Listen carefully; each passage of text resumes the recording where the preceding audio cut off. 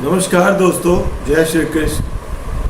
आप सबका वैदिक प्रेडिक्ट में स्वागत है। मैं SM कथूरिया बोल रहा हूँ। सबसे पहले आपसे एक विनती है, या इसे मेरी तरफ से शुभकामनाएं कहिए कि आप सब स्वस्थ रहें। जो महामारी चल रही है उसमें अपने आप को सुरक्षित रखें, घर के अंदर रहें जब तक कि बहुत ज़रूरी काम ना हो। बाहर जाने के लिए आप घर के अंदर ही रहें और अपने आप का और अपने परिवार का ख्याल रखें। चलिए आज का विषय शुरू करते हैं। आज का विषय है कर्क राशि, जून 2021 का राशिफल। कर्क राशि के स्वामी चंद्र हैं और जैसे जाहिर है कि इनकी स्थिति के हिसाब से चंद्र जो है वो काफ़ी भावुक ग्रह हैं और आप लोग काफ़ी इमोशनल होते हैं। चंद्र का गोचर इस महीने अष्टम भाव से शुरू हो रहा है, कुंभ राशि से गुरु के साथ बैठे हैं। हालांकि अष्टम भाव में अच्छा नहीं गिना जाता, लेकिन क्योंकि ये 2 दिन के लिए होते हैं, सवा 2 दिन के लिए, उसके बाद जैसे जैसे ये राशि बदलेंगे वैसे वैसे इनके परिणामों में भी बदलाव आता है। इसलिए कहते हैं ये कर्क राशि वाले खासकर मूडी ज़्यादा होते हैं। जैसे जैसे चंद्र की स्थिति बदलती है वैसे वैसे भी इनके मूड भी बदलते हैं, वैसे वैसे इनके जो राशि के फल हैं वैसे वैसे ही बदलते रहते हैं पूरा महीना। तो ऐसी स्थिति है। तो स्टार्ट थोड़ा सा है, ज़रूर कमज़ोर है, लेकिन आगे चल के स्थिति सुधर जाएगी। जैसे ये नवम भाव में आएंगे, दशम में आएंगे, 11वें में आएंगे तो यहाँ बड़े अच्छे परिणाम देते हैं। तो कुल मिलाकर चंद्र की स्थिति हमेशा या द्वादश भाव में अच्छी नहीं गिनी जाती या अष्टम भाव में, बाकी सब जगह ये सामान्य उससे अधिक अच्छे परिणाम देते हैं। अब बात करें आपके धन भाव की या दूसरे भाव की, जो परिवार का भाव भी है, यहाँ पर सूर्य की राशि है और सूर्य जो है राहु के साथ एकादश भाव में गोचर कर रहे हैं। अब देखा जाए तो 10 तारीख को आंशिक सूर्य ग्रहण भी है। तो जब धन भाव का स्वामी आय भाव में बैठा हो, हालांकि स्थिति तो अच्छी मानी जाती है, लेकिन क्योंकि ग्रहण योग में है इस वजह से अच्छा नहीं गिना जाता। तो यहाँ पर थोड़ी आपको सतर्कता बरतनी पड़ेगी ताकि आपको कोई नुकसान ना हो धन का, और परिवार में भी आपको थोड़ा संभल कर चलना पड़ेगा। सेहत का भी ख्याल रखना पड़ेगा अपने सदस्यों का। तीसरा भाव बुध है यहाँ पर स्वामी, तीसरे घर के और छठे घर के स्वामी हैं। नहीं, तीसरे और द्वादश भाव के स्वामी हैं। और बुध जो है वो द्वादश भाव में ही बैठे हैं वक्री होके, लेकिन ये 2 तारीख को ही एकादश भाव में आ जाएंगे।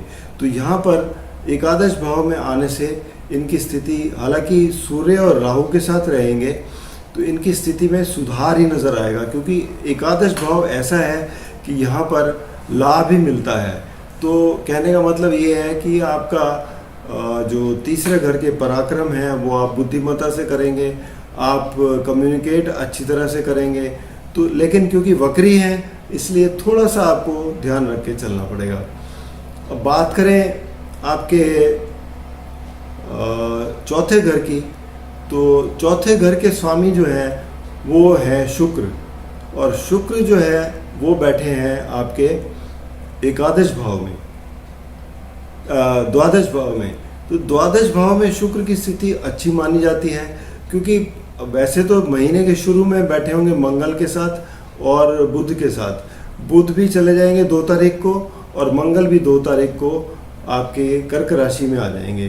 तो मंगल के कर्क राशि में आने से आपके लिए थोड़ी सी परेशानी और बढ़ेगी, कामों में कोई दिक्कत आ सकती है, आपको पैसों के लेन देन में भी सतर्क रहना पड़ेगा और आपके ऊपर कर्जे भी चढ़ सकते हैं। इन बात का आपको ध्यान रख के चलना पड़ेगा।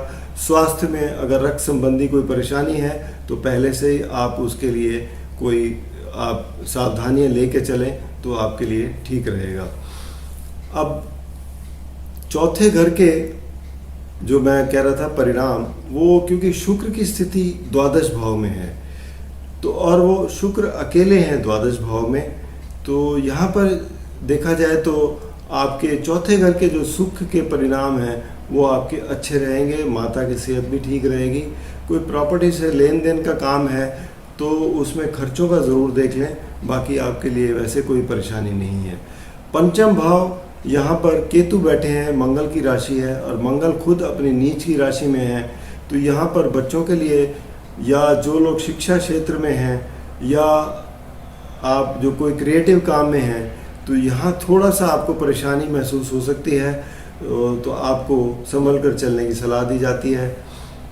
छठा भाव जो कि धनु राशि है और छठे भाव के स्वामी जो हैं वो हैं गुरु। गुरु जो है वो बैठे हैं अष्टम भाव में, कुंभ राशि में। तो छठे भाव के स्वामी जब अष्टम भाव में होते हैं तो एक विपरीत राजयोग भी बनता है। तो कुल मिलाकर गुरु जो है आपको अच्छे ही परिणाम देंगे छठे भाव के होते हुए भी। तो आपको छठे भाव के परिणाम जैसे आपके रोग है, रिपु है, ऋण है, इन सब से आपको कुछ ना कुछ राहत ज़रूर मिलेगी। तो इस तरीके के परिणाम। सप्तम भाव की बात करें तो सप्तम भाव में शनि है और जो वक्री बैठे हैं वहीं सप्तम भाव में। तो आपके रिश्तों के बारे में या व्यवसाय के बारे में शनि अगर बैठे हैं वहाँ वक्री होकर, तो इसका मतलब ये है कि आप थोड़ा सा विचारणीय ढंग से चलें कि आपने पहले जो कुछ किया है उसको एक बार फिर से मतलब ध्यान दें कि कहीं कोई आपने गलत तो नहीं किया, या कोई अगर उसमें सुधार लाने की ज़रूरत है तो आप उसमें सुधार ला सकते हैं। पार्टनरशिप में भी अगर आप कोई ऐसा कार्य करने जा रहे हैं तो डॉक्यूमेंट्स वगैरह अपने एक बार फिर अच्छी तरह पढ़ लें कि उसमें कोई त्रुटि तो नहीं है। तो बेसिकली वक्री ग्रह जो है वो इसी तरीके के आपको प्रेरित करते हैं कि इस तरीके से आप चलें और अपने जो भी कार्य करने जा रहे हैं उसमें एक बार फिर से रिव्यू कर लें, आपके लिए अच्छा रहेगा। अष्टम भाव जैसे मैंने बताया ही है, गुरु और चंद्र का एक योग बन रहा है, लेकिन ये गज केसरी योग है लेकिन अष्टम भाव में है, इसलिए इसकी कोई बहुत बड़ी महत्ता नहीं रह जाती है गोचर के अंदर। तो लेकिन और यहाँ पर राशि भी शनि की है, तो शनि वक्री हैं। कुल मिलाकर अष्टम भाव में जो आपको परिणाम हैं वो थोड़ा सा कमज़ोर ही मिलेंगे। नवम भाव की बात करें तो यहाँ गुरु है स्वामी, और गुरु क्योंकि अपनी राशि से द्वादश भाव में है, तो कहने का मतलब ये है कि किस्मत के मामले में थोड़ा सा कमज़ोरी शो कर रहे हैं। हालांकि 20 तारीख के बाद जब ये वक्री होंगे तब थोड़ा सुधार आएगा आपके कार्यों में, आप किस्मत से आपके कुछ काम बनेंगे। तो इस तरीके के परिणाम हैं। एकादश भाव की दशम भाव की बात करें तो यहाँ पर आपके लिए मंगल की राशि है, और मंगल जो है वो आपके राशि के ऊपर यानी कि नीच की राशि में बैठे हैं। तो यहाँ पर आपको कार्य क्षेत्र में थोड़ी सी परेशानी हो सकती है, क्योंकि मंगल अगर राशि के ऊपर बैठे हों और शनि से भी दृष्ट हैं, तो ज़रूरी बात है कि आप काम में थोड़ा सा ध्यान लगा के चलिए। और अगर आपको कोई परेशानी आती है तो अपने सीनियर से या अपने किसी से जो सलाहकार हैं उनसे सलाह लेके आगे चलेंगे तो आपके कामों में दिक्कत नहीं आएगी। एकादश भाव में जैसे सूर्य और राहु का युति है, और यहाँ पर आंशिक ग्रहण भी लगने जा रहा है 10 तारीख को। तो क्योंकि सूर्य 10 तारीख को ग्रहण है, उसके बाद जब ये द्वादश भाव में चले जाएंगे, राहु रहेंगे अकेले एकादश भाव में, उसके बाद आपको आय में वृद्धि मिलेगी, यानी कोई बहुत बड़ा लाभ भी हो सकता है। तो इस तरीके के आपको परिणाम मिलते हैं। तो ये था कर्क राशि वालों के लिए जून का राशिफल। आपको व्यक्तिगत रूप में कोई समस्या आ रही है तो आप नीचे दिए गए नंबर पर संपर्क करें या फिर vedicpredict.com पर लॉगिन कर सकते हैं। उपाय के तौर पर कर्क राशि वाले हर सोमवार को शिव मंदिर ज़रूर जाएं और वहाँ पर शिवलिंग पर जल चढ़ाएं, दूध से उनको अभिषेक करें और साथ में ओम नमः शिवाय का जाप करें।